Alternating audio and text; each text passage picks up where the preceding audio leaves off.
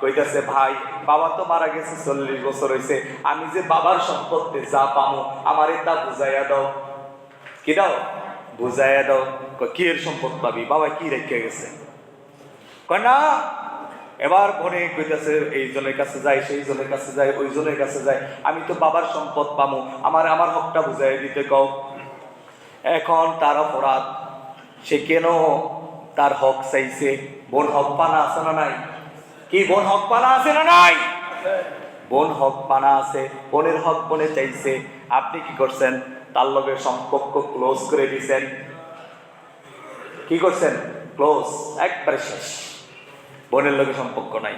বনে আইলে ডান দিক দিলে আপনি বাম দিকে যান, বাম দিক দিলে ডান দিকে যান, বোনলে চিনে না, তোর চিনি না, তুই কেনা, তোর লোক কোনো সম্পর্ক নাই। বছরের পর বছর চলে গেছে, বোনের সাথে কোনো সম্পর্ক নাই। আপনি জান্নাতে যাবেন? আপনি যদি হাজি সাহেব হন, আপনি যদি কাজী সাহেব হন, আপনি যদি নামাজি হন, আপনি যদি রোজাদার হন, আপনি কি জান্নাতে যাবেন? কি জান্নাতে যাবেন? লা ইউদখিলুল জান্নাতা কাতিউন। রাসূল সাল্লাল্লাহু আলাইহি সাল্লাম বলেন, যে ব্যক্তি আত্মীয় সম্পর্ক বিচ্ছিন্ন করে সে জান্নাতে প্রবেশ করবে না। সেই ব্যক্তি কি করে? আত্মীয় সম্পর্ক। বোন আপনার আত্মীয় কিনা? আপনার পরম আত্মীয়, আপনার মায়ের পেটের এক সন্তান। আপনি যেমন মায়ের, যে মার গর্ভ থেকে জন্ম নিয়েছেন, সেই মার গর্ভ থেকে সেও জন্ম নিয়েছে, আপনি তার সাথে সম্পর্ক রাখেন না। বলতেছে লা ইউদখিলুল জান্নাতা কাতিউন রেহম। রেহেম আসছে পথে, যে রেহেম, রেহেম মার কাকে বলে?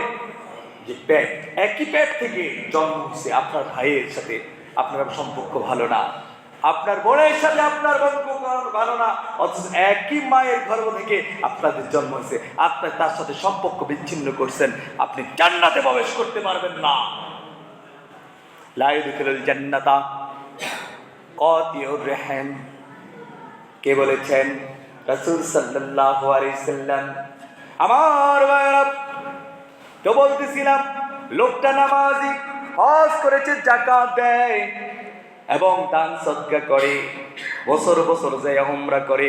ফরজ হজ একবার ছিল, বড় হজ একবার ফরজ ছিল, সে 10 বার করছে। কয়বার? 10 বার করছে। কিন্তু সে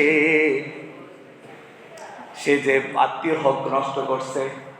কার হক? আত্মীয় হক নষ্ট করছে, ভাইয়ের হক নষ্ট করছে, মিছা কথা কয়, চুগলখোর, 5 ওয়াক্ত নামাজ পড়ে, হ্যাঁ, আমানত রাখছে, আমানতের খেয়ানত করছে, সে জান্নাতে যাবে?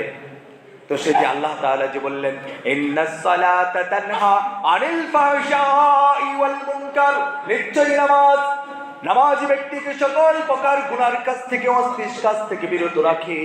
কিন্তু তার নামাজ তো তার অশ্লীল কাজ থেকে, গুনার কাজ থেকে বিরত রাখলো না। কি বলেন? চুগলখড়ি করা, একজনের কথা আরেকজনের কাছে নিয়ে বেচা কিনা করা, এই ঘুষ খাওয়া, সুদ খাওয়া, পরের হক মাইরা খাওয়া, আরেকজনের জমির মধ্যে লাইল কাটতে কাটতে একাত দখল করা, এটা কি হালাল না হারাম?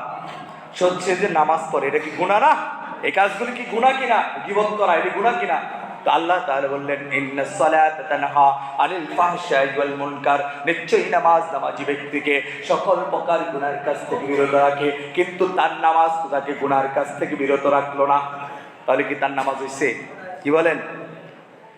আমার ভাইরা, ইন্নাস সালাতা তানহা আনিল ফাহশাই ওয়াল মুনকার, এই আয়াতের তাফসীর জগতের বিখ্যাত তাফসীর ইবনে কাসিরের মধ্যে আল্লামা ইবনে কাসির রাহমাতুল্লাহ আলাইহি ইন্নাস সালাতা তানহা আনিল ফাহশাই ওয়াল মুনকার এর ব্যাখ্যা দিতে গিয়ে আল্লাহ রাসূলের একটা হাদিস টেনে এনেছেন, মাল্লাম তানহাহু সালাতাহু আনিল ফাহশাই ওয়াল মুনকার, যে ব্যক্তি নামাজ তাকে অশ্লীল কাজ থেকে, গুনার কাজ থেকে, গহীন কাজ থেকে বিরত রাখলো না, তার নামাজি হয় নাই।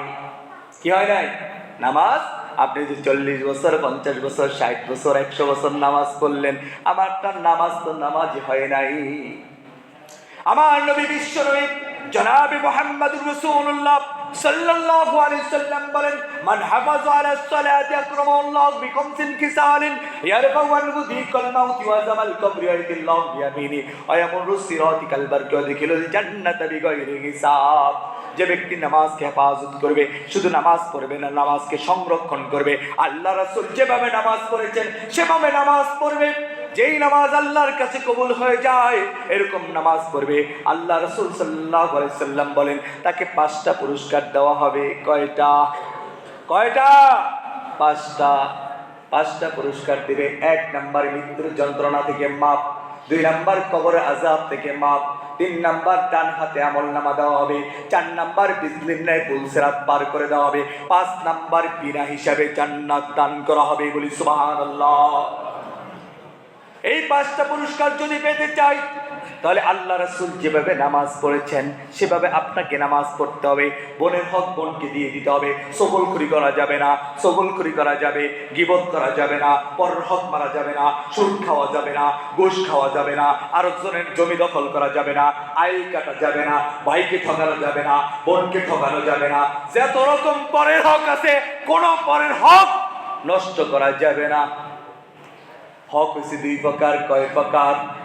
2 প্রকার। একটা হচ্ছে হকুল্লাহ আর একটা হচ্ছে হকুল ইবাদ।